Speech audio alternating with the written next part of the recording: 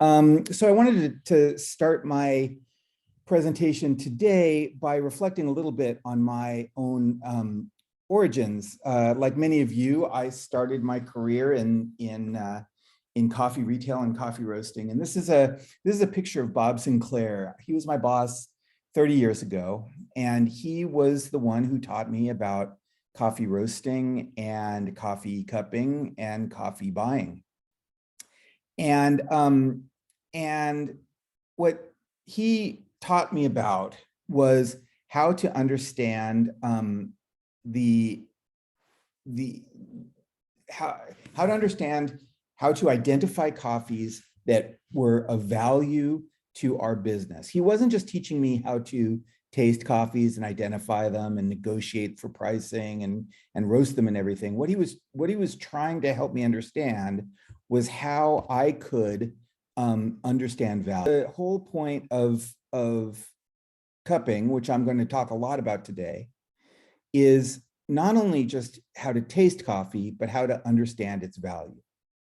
So now it's 30 years later, and now I work for the Specialty Coffee Association, which instead of representing one company, represents the whole industry. And here's a glimpse of our mission statement, that what we do as the Specialty Coffee Association is try to foster a global coffee community and make specialty coffee a thriving, equitable, and sustainable activity for the entire value chain. So now, next slide, how does the idea of understanding value apply to the specialty coffee's role? The specialty coffee's industry, the Specialty Coffee Association's role as a standard setter and a norm setter and a supporter of the specialty coffee industry.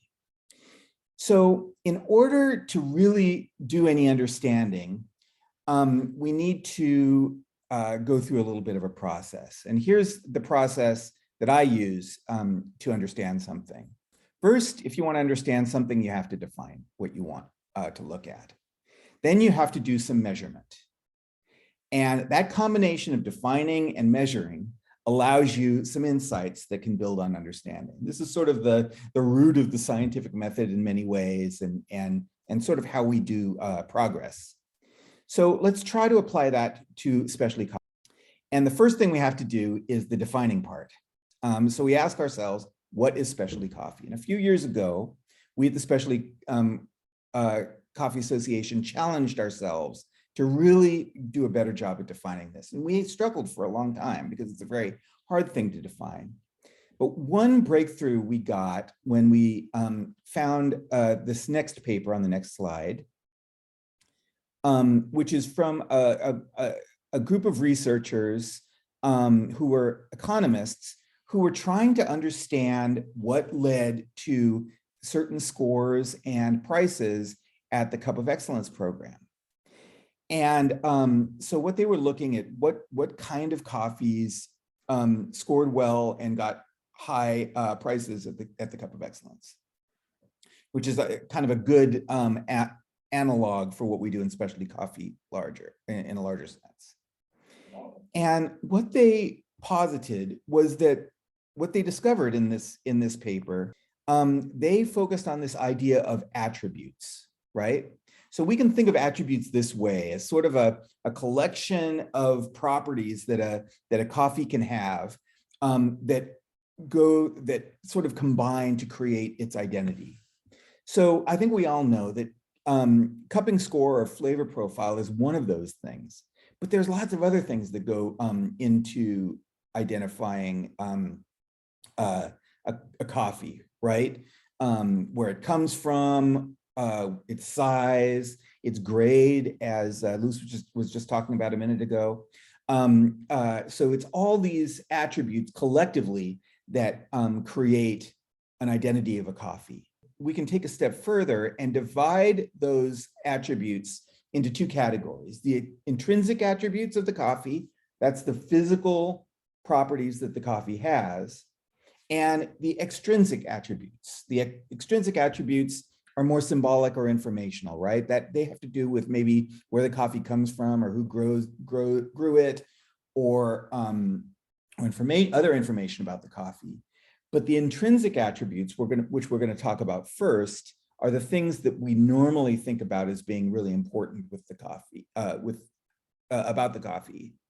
And of course, in the specialty industry, we think a lot about flavor, and we represent that in things like cupping scores or descriptive profiles. Okay, so with that, we worked with this idea for a while, and a couple of years ago, we published a paper in which we introduced this definition for specialty coffee. The other thing about these attributes, once you start counting them, you can put them on a continuum. And so, you know, a coffee can have a lot of distinctive attributes, or it can have very few distinctive attributes. Now, if it has very few, it's very difficult to tell from different coffees. But once you start to accumulate these attributes, the coffee gets more and more recognizable. And that's why we can see that if you think about these attributes on a continuum, you can see that the specialty coffees will have lots of distinctive attributes, which include flavor, which is the one that we mostly think about, but other attributes too, including identity and freedom from defects and all these other things. So it was with that insight that we realized that, getting back to our idea of value, that these attributes that we just talked about can be measured. And not only can the attributes themselves be measured, but when you are able to measure the attributes, then you're also able to measure the value of attributes. And that's why now we get to the answer to this question: what is specialty coffee, on the next slide. And then in this paper that we published a couple of years ago, we had the definition, next slide, that specialty coffee is a coffee or coffee experience that is recognized for its distinctive attributes, which I've been talking about for the last few minutes, resulting in a higher value within the marketplace.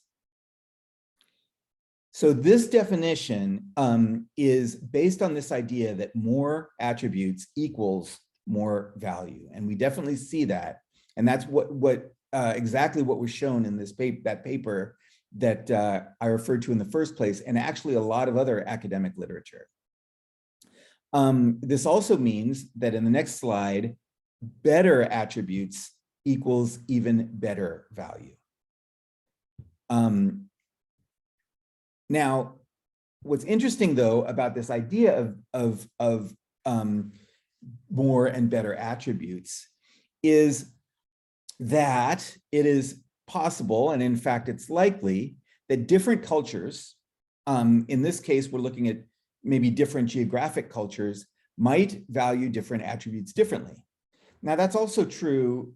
Now this is just an example. This isn't based on any research that we've done, but there's definitely some anecdotal evidence that different geographic cultures value different sensory attributes differently. But that's also true even in one geography, like for example, in the United States. I think we're all aware that different companies, different roasting companies, for example, might value different attributes in different coffees. Some roasters might really like really fruity coffees, while other ones prefer nutty or chocolatey flavors, etc. So we know that these attributes will vary from place to place and from company to company. Furthermore, and just to emphasize this point, that it's the measurability of attributes in the next slide that help us understand value, right? If the value of a coffee comes from these attributes, then if we are able to measure it, we're able to understand the value of coffee, which is our goal in the first place. Okay, so the nice thing about this definition that I just mentioned is that it's simple, It's measurable, which I've mentioned a few times, and it recognizes this idea of value, which is, of course, really important throughout the coffee supply chain. And we can talk about that a little bit more later. Okay, so then when we come back to our little practice here, our little metric here, what we want to do is define it, which we've done. Now we need to figure out how we're going to be able to measure things, right? We've defined specialty coffee. Now we need to figure out how we're going to measure it. And the tool that we often use, one of the tools that we often use to measure coffee's sensory attributes is the cupping process. So in the next slide, we can define cupping as a tool that we use to measure sensory attributes. Now, I assume that many of the people that are gathered here today are roasters, and we cup all the time. Many of us cup coffee when we're buying coffees from an importer or working with a coffee producer. We cup coffees when we're roasting coffee to see how our roasting process has worked. So cupping is this tool that we use to understand the sensory attributes that exist within coffee. Now, as most of you know, the SCA published as a cupping protocol for coffee, and it was introduced about 20 years ago. So in the next slide, you can see the sort of timeline of coffee cupping. The current SCA cupping protocol and form were introduced in the late 90s and then adapted in 2004 into the current edition that you all may be familiar with. So that's about 20 years of existence without ever being evaluated during that time. And so it's a good practice with a standard like a cupping protocol to periodically look and evaluate the protocol and see what it is. So I'm going to share with you some of the steps in that. Now, in the next slide is my warning to you all, which is that we are in a work in progress here. This is today is a snapshot in time, and what I'm sharing with you is the place that we're at right now. This has been a long process and is full of changes, and so you know, if you come back to this talk in a week or a month or a year, things might have changed, but this is where we're at right now. Okay, so what we realized we wanted to do is two things when we're sort of understanding how the cupping process is. We wanted to evaluate the current process and see if there were any opportunities to evolve. So let's talk about that first thing first, the evaluative process. Next slide. So the first thing that you do often in an evaluative process is literature review. So we started to undertake a literature review in 2020, and that was really about understanding from a sort of an academic perspective where our cupping form was, and from a user perspective, how our cupping form was being used and being received. One of the outputs, next slide, of this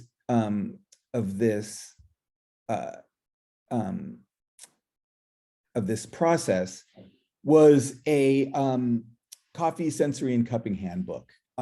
My colleague, some of my colleagues and I got together and were pouring through the academic literature on sensory science and coffee tasting and coffee cupping history, and we were accumulating all of this information. And what we realized is that all of this information was shaping our knowledge of coffee, and we ought to share that with the community. So we put it all together in a coffee sensory and cupping handbook that was published about 1.5 years ago now.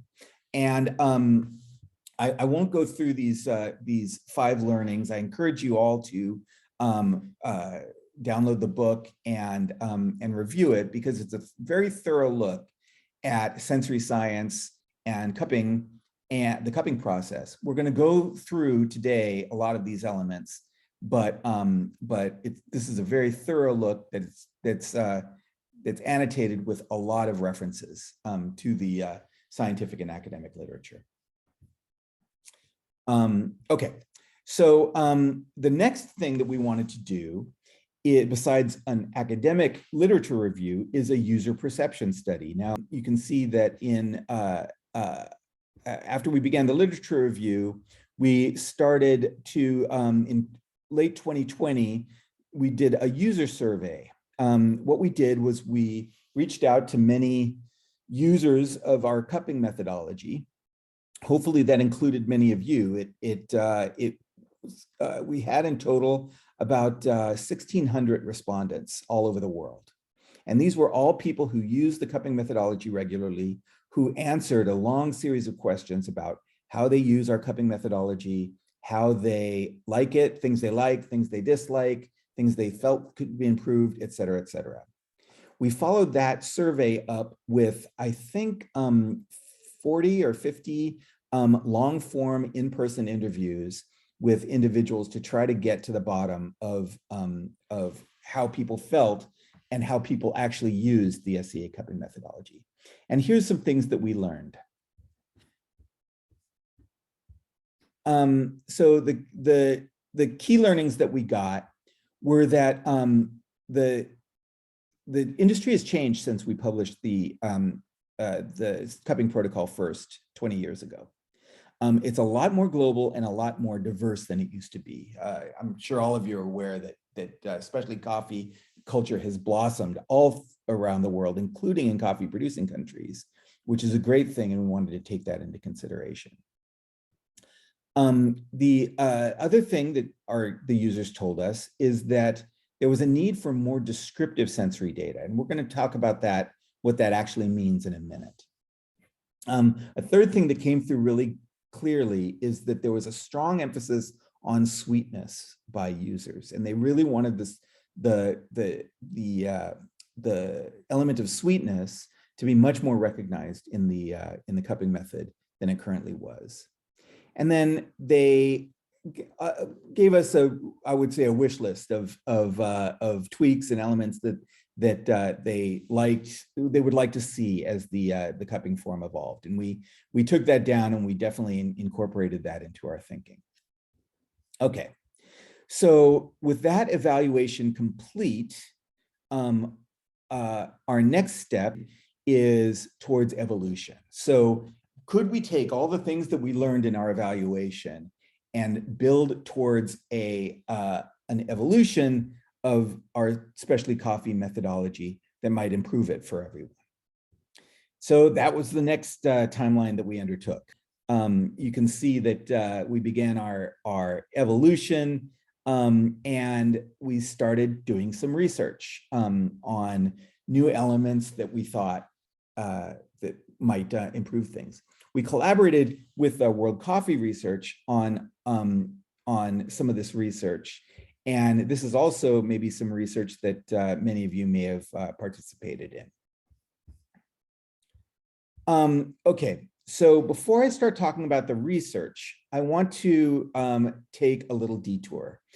We've mentioned that cupping is a tool to measure sensory attributes, but we may need a little bit more information about this word sensory. Like, what is that all about when we're measuring sensory attributes?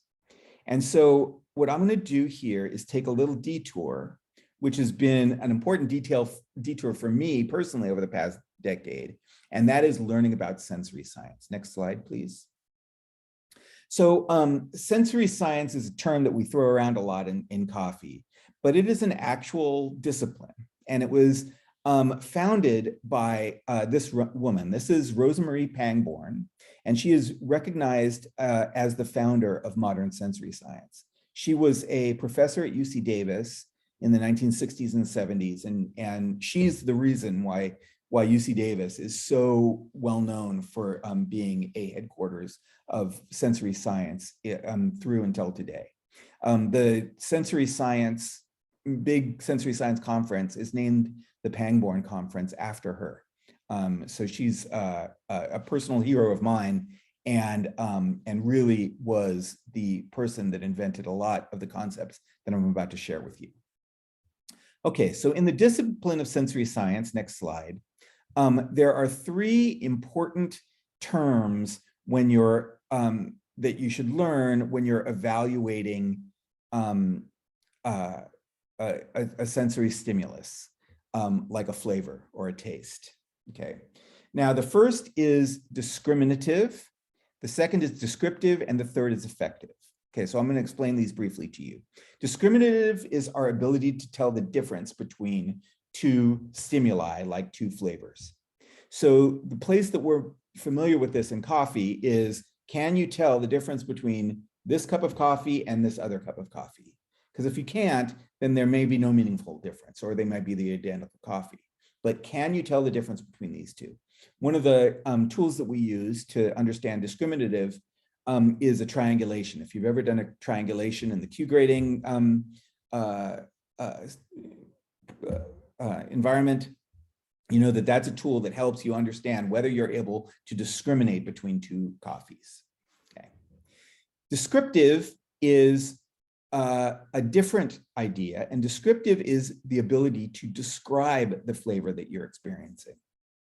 So in coffee, this is something that we use all the time, right? We have to describe the flavor that we're experiencing, and we often use language to do that. This tastes like fruit. This tastes like chocolate. This tastes dark roasted. This all these descriptive terms. The third element of sensory analysis is what's called affective. And this is a little bit of a strange word. It comes from how the stimulus, the flavor, affects you, affects a person. And this is where we get ideas about liking and about quality. Okay, so discriminative, ability to taste the difference; descriptive, ability to describe it; affective, how it makes you feel, or whether you think it's good or not. And these are three different things. Now, let's take a sentence that one of us might say in a cupping room somewhere. Next slide. Okay, here's the sentence. I tasted 3 coffees. I liked the third one. It tasted floral and sweet, and it was the best. Okay, that would be a very common sentence to hear in any cupping room. You can see that it has all 3 kinds of information in it. Okay, it says I could tell the difference between coffees. That's a discriminative claim. It has a descriptive claim. It tasted floral and sweet. And then it has 2 affective claims. I liked the third one, and it was the best one. These are all, however, very different. We've got them mixed up in one sentence, but these are saying different things, right? So it's no surprise that our cupping form is also has those 3 things mixed up. You can see that I've marked in different colors the different portions of the form that are either discriminative, descriptive, and affective. Now, you might wonder why this matters. And here's why in the next form. It is a basic precept of sensory science that when you start to mix up these test objectives, like you're trying to evaluate descriptive information and you've got an affective test in the same test, that it is a no-no. And so in short, here's from a sensory textbook. Misuse of sensory tests can occur when more than one sensory test objective is combined into a single test. And that's because each test type requires a different psychological set and behavioral task. The reason for this is on the next slide, which is that human beings, in our minds, we think we're really good at multitasking, but we're really bad at multitasking. In other words, if we're trying to describe a coffee, it's very hard to also know whether we like it or not, or whether it is of high quality or not, and vice versa. And so it is a best practice within sensory science to divide the two activities of describing a coffee and assessing its quality. So the major step that we decided to take or explore with the specialty coffee cupping protocol is what we call the discrete tasks approach. What if we, instead of putting the descriptive and affective together, separated them, which is as it's recommended in the sensory science community. Okay, so let's start by exploring this idea of descriptive sensory attributes. Descriptive, we're going to kind of go deep into both descriptive and affective here for a minute. So descriptive sensory attributes is what many of us think about when we think about tasting coffee.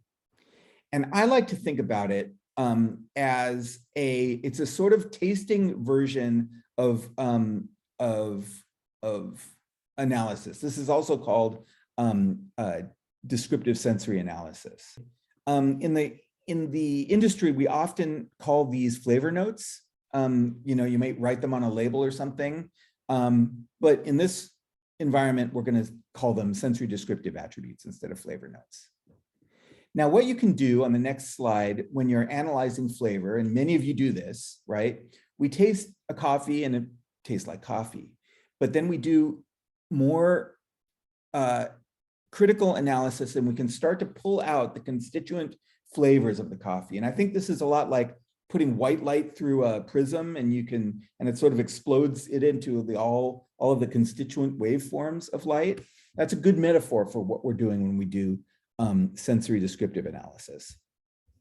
Now, in the lab, in the next slide, this can be done by what's called a sensory descriptive panel.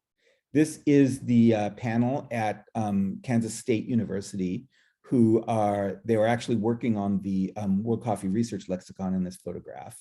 And they're doing descriptive analysis on coffee. And the result of that work was a document that many of you might be familiar with. In the next slide, the World Coffee Research Sensory Lexicon, which is available free to download for all of you. And it's sort of a dictionary that talks about sensory analysis of coffee. That is the framework that led to the development of the SCA flavor wheel on the next slide, which probably many of you are familiar with. This was the result of tasting over 100 coffees with a descriptive panel over the course of a year and evaluating all their constituent sensory attributes. The great thing about this kind of analysis is that you can develop references, is a photograph of different references. And those are really useful when you're describing coffee. So for example, you see dark chocolate in the middle on the top here. I might taste a coffee and say dark chocolate, and you might taste the same coffee and wonder what I'm talking about. And if the way that we can communicate on what I mean when I say dark chocolate, it really helps to have a sample of dark chocolate available for both of us to taste. Because I can say, this is what I mean when I say dark chocolate, and you can smell and taste that dark chocolate and say, oh, I get it. Now I see what he's talking about in that coffee. And that's what a reference is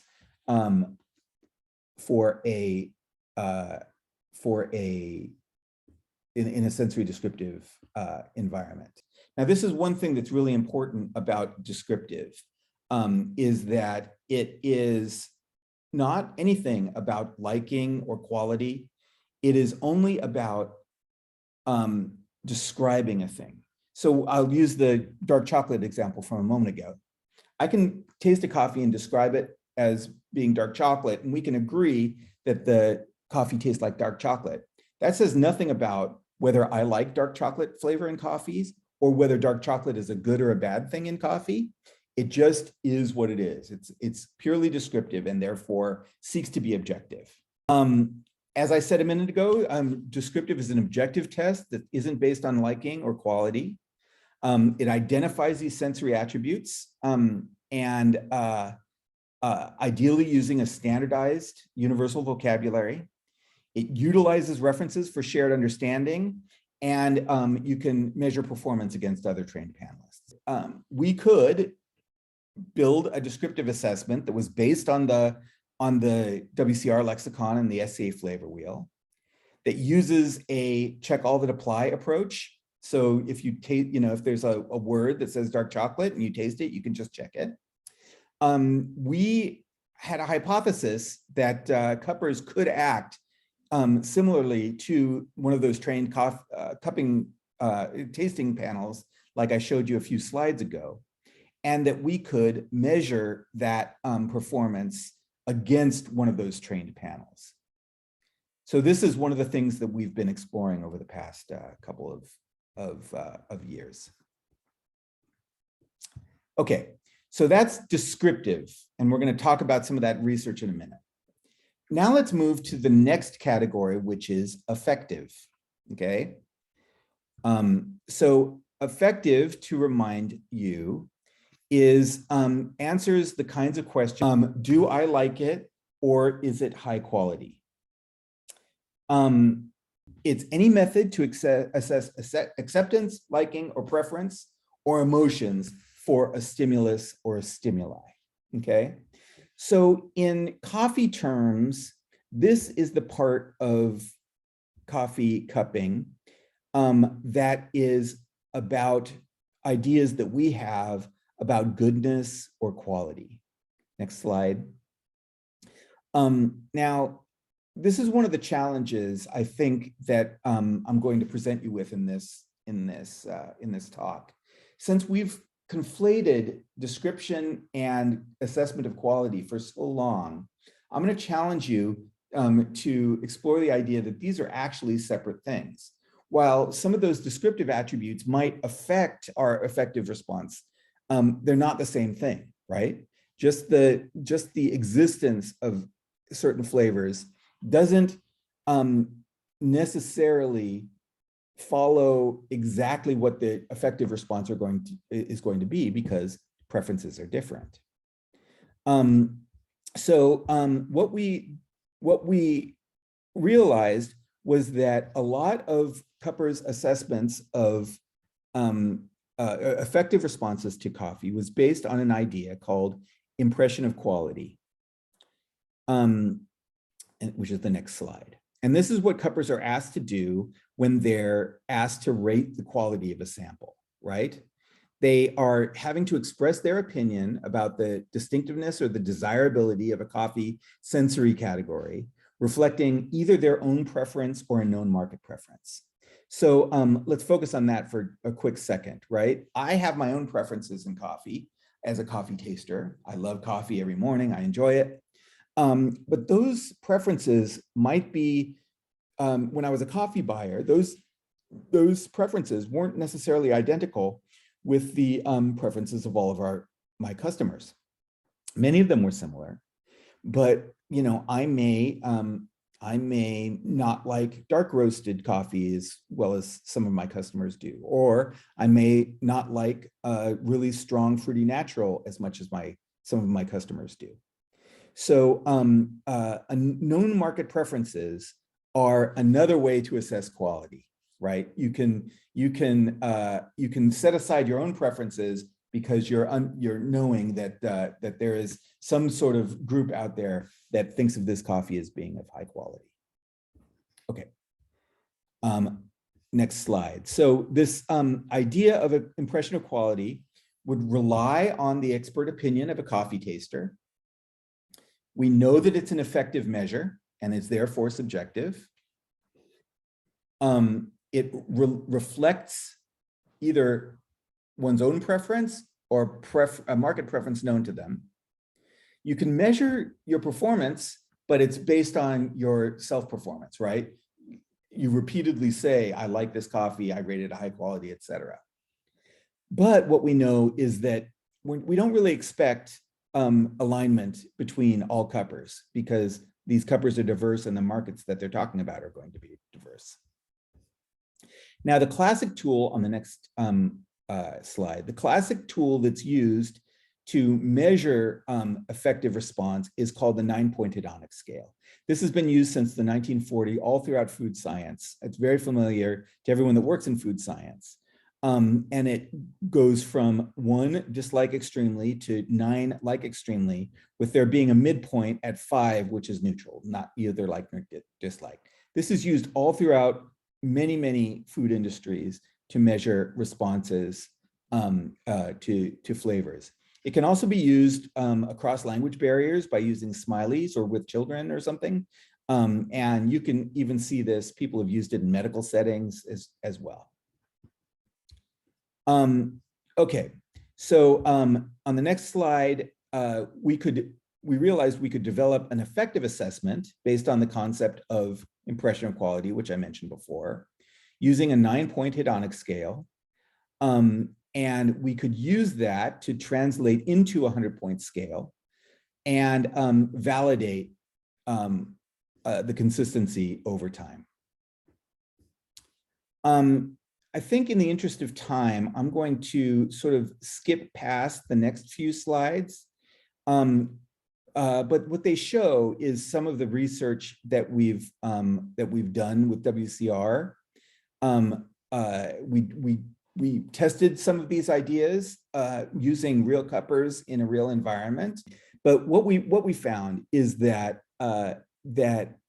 indeed, as we expected, cuppers were very good at doing descriptive activities and very consistent at doing descriptive activities. In other words, you get a trained group of cuppers together and they would describe a chocolatey coffee as chocolate and a fruity coffee as fruity very, very consistently, at a high level of consistency. Their effective preferences weren't necessarily the same as each other, but you could predict that a certain cupper's effective preferences would be high if they consistently liked certain coffees. So for example, some cuppers liked fruity and floral characteristics and would score coffee high if that existed within the coffee, or another sensory characteristic. In other words, cuppers weren't necessarily identical to each other, but they seemed to be very consistent with themselves. So that gave us a roadmap forward about taking this evolution and expanding it into a more comprehensive that we're calling the coffee value assessment system. In the next slide. So one more slide. The goal of this system is to do what we've been talking about up to now, which is measure these attributes, give us the opportunity to assess value and understand specialty better. So here's what it looks like in structure, okay? So in the next slide, you'll see that in the middle here is where cupping is, right? Broken out into a descriptive activity, which is about describing the flavors of coffee, and an effective activity, which is about assessing its quality, or assessing its quality based on this idea of impression of quality. We can combine that activity of cupping with the grading process, which Luce was just talking about a few minutes ago. Thank you for that, a grading process, and a evaluation of a coffee's extrinsic attributes. Those are the non-flavor and non-material attributes, the informational attributes that I talked about at the beginning, which we know are also a big part of coffee's value. And by taking all those things together, we can build a tool that leads us to be able to understand what coffee's value is. Okay, so as I said in the next slide, this is a work of progress.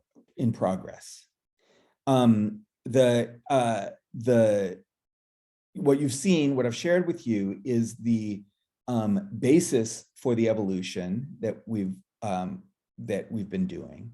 And you're probably asking yourself, okay, Peter, what's the output here? What's the result?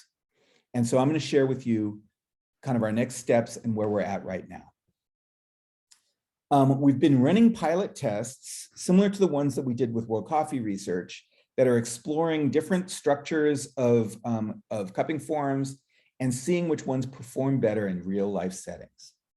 And we're getting really close to a form and a protocol that is ready to be shared with a wider group of early adopters. We're talking about this openly, as we have for the past 3 years. We've been talking about doing this because we know that we want to proceed slowly and transparently with the community. So you're going to see the Specialty Coffee Association talking about this more and more, including at events like our expo in Portland in April and other events over the course of the year. Speaking of the SCA in April, we're going to have a number of classes and workshops to allow people who are interested to get their hands on some of the tools that we've developed in person and actually work them out a little bit. At the same time, we've developed, you may have seen that we've developed a task force that supports coffee cuppers and graders out there in the community. And we're working closely with that task force to develop the materials, the training materials, and the protocol materials that people will need to actually start to use these tools. And then over the next year, we're going to facilitate the early adoption by people who are interested to start to adopt these tools. And so we're still in the middle of the process. We're not anticipating a enormous moment of change in the cupping protocol, because we know that people use it every day. So can't just switch on a dime. So what you're going to see over the next couple years is a shift to this different protocol, which we think will serve the coffee tasting and especially coffee community even better. So I know I've thrown a lot at you. On the next slide is a web address where there's a lot of reading materials and videos and stuff like that we shared over the course of the year, of the years, including written reports that I've referenced in this talk. Please visit there. There's also a link in the chat that you can go to. And there's tons of information there, and I welcome your questions here or on social media or other places as well. So yeah, that's it. Thanks.